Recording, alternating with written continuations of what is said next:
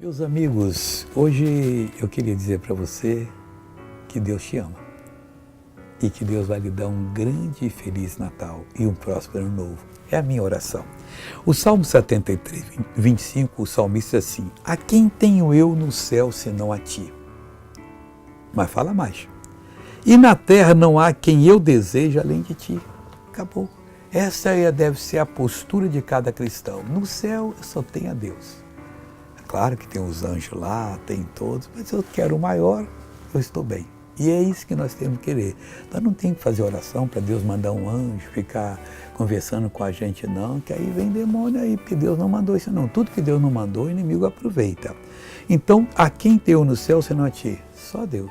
E na terra, a quem eu desejo além de ti? Só desejo Deus. E sabe do melhor? Ele quer estar com você, quer lhe fazer feliz. Quem sabe hoje é um dia de choro. Troque esse choro de tristeza por um choro de alegria. Veja essa pessoa que foi abençoada. Senhora, há quanto tempo? Faz uns 10 anos, missionário. 10 anos. Eu machuquei o braço e eu só fazia assim, ó. E agora? Agora eu vou lá em cima. Que coisa bonita, Deusão. Que coisa linda. Agora eu quero orar por você. Oh, meu Deus. Eu uno a minha fé com a fé dessa pessoa que está orando, pedindo a tua ajuda.